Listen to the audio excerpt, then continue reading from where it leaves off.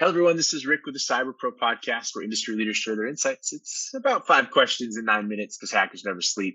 Lee, I'm very excited that I was able to get you on the podcast. Tell everyone who you are and what do you do. Well, thanks for having me, Rick. It was a distinct pleasure to get introduced by a mutual friend to you and to get the opportunity to come here. So I'm very excited about this myself. My name is Lee McWhorter. I'm the Chief Technology Officer for a company out in California called Covered Six. And we're kind of an interesting, vertically integrated company. We offer training, products, and services in all areas of safety, security, cyber, physical, fire, everything in public in that space. And I've been doing this for, as the gray hair may give away, a long time, both in tech and different roles. I've kind of evolved to where I am today. Of course, most of us have those kind of stories, but very much I've been doing this for a long time. And I guess one of my claims to fame is I am a train-the-trainer instructor for CompTIA. I've taught 4 worldwide train-the-trainers for them, and I have to say now, almost all of their certs because they just put out a new one that I haven't had time to take, Data Plus. But I have every other cert they have out. So that's me. That's awesome. Amazing. I'm going to throw in a quick side question just because you said covered six. Is that a reference to, the military community?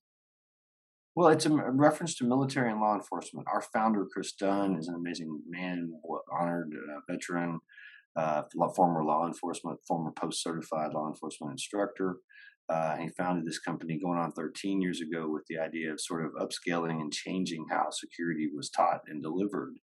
And so we are a licensed vocational school in the Department of Labor National Standard. And yes, it is definitely a play on that cover your six. So we say we've covered your six. Yes. That's awesome. I remember it from very well from my days in the military. So I appreciate you guys doing what you're doing. Lee, why do you love being a cyber professional? Well, to be honest, I think the reason I love it so much is that it is a field that is ever evolving. It's a field that is, I guess I could say practically there's job security. I don't think will ever be, outsourced in any kind of capacity, even with AI. There's going to be need for analysts and pen testers and blue teamers and the whole 9 yards, the whole spectrum. But it's a constantly evolving um, area in technology, and I love technology. Period. So as I said, I've evolved through a lot of different ways, and to end up where I am. And so to me, it's lifelong learning. You're always being challenged. There's new tactics, new techniques, new exploits, new things happening, and so it just keeps you fresh, keeps you going. So let's take it into the world today. Cybersecurity is a top concern. What does that mean to you? Well, it means is that if people are telling you that, or if more and more people seem to be, or saying it, or writing it in papers, or whatever, then I'm glad because it's been a top concern for almost most of my career. It seems like, and I'm glad to see more acknowledgement of that. Even though it still surprises me how many people don't, or how many organizations don't fully get it. I guess I could say. So you have a lot of experience in this space. What are some key insights you just like to share with our community?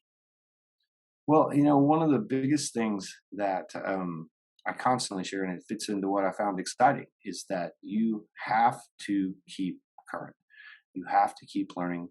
You can rest on your laurels and ride for a while, but then, and maybe this is even true of tech in general, but definitely at the higher ends and in cybersecurity, because things change so much. If you don't stay current, if you don't stay involved, you don't stay up with the latest attacks and exploits and vulnerabilities and new technologies coming. Like I very much believe we are on the cusp of another platform. If the internet was a platform that changed the world, and the web then was a total world changer that we've seen since the 90s and on, I think this combination of like IoT, cloud computing, and ubiquitous internet, which is the piece that's not quite there yet, is going to be another platform that 20 years from now, you and I are going to go, wow, look how much things have changed.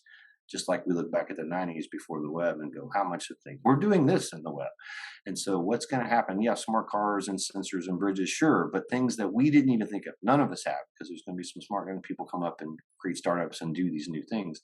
But anytime there's a platform coming there's new changes, and that we're going to have new devices and new things to defend against, and new attacks and things we've never thought of, and that makes it exciting.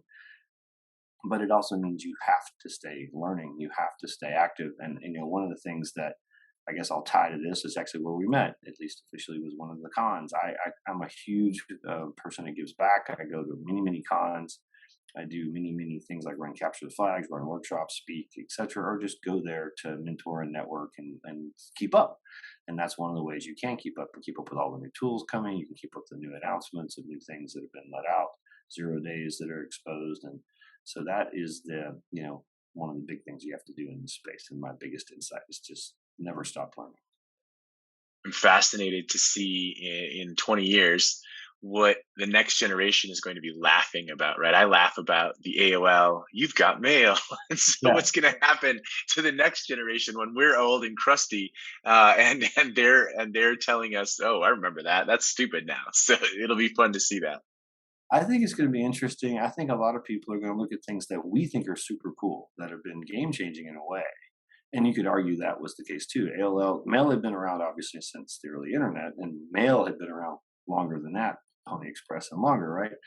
But we laugh at that AOL, you've got mail, and I think people are going to laugh at having to use an app specifically to get a driver or certain things, because some of that's going to get so much more automated that it's just going to be you push a button on your phone and something pulls up and auto drives you off. And so yeah, I think the kids in 20 years will be like, wow, like kids today don't know what about a rotary phone is, right? So Uber, what was Uber? Why did you do that? Why didn't you just think? What was Google? You just think and you get the answer in your head. Right. Too good. Well, that leads to the fifth and final question, which is the fun question, Lee. What's your favorite piece of retro technology that makes you smile? You did give me at least some warning on that one particularly, and I've been thinking about that a lot because I like a lot of retro stuff. But I guess if I really talk to or speak to what is my favorite, it's old game tech in any form. I'm kind of a collector, so I love old arcade games. And I mean, not I mean the new ones are cool too, but mainly the old school arcade games.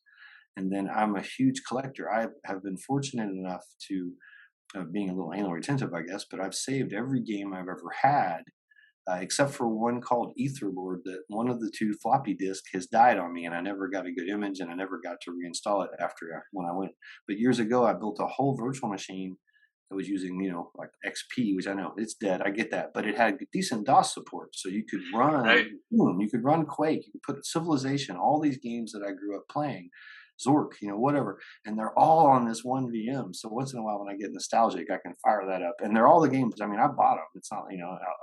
every game I've ever collected. So I made ISOs of those floppies. I've in CDs and whatever. And so yeah, old gaming tech, and it's kind of fun to see how that space has evolved over the years. It's amazing, Lee. Thank you so much for being on the Cyber Pro podcast. Thank you so much for having me, Rick. It was a distinct pleasure. I enjoyed it. You did it. You made it to the end. Thanks for watching the Cyber Pro podcast. Check us out for more content.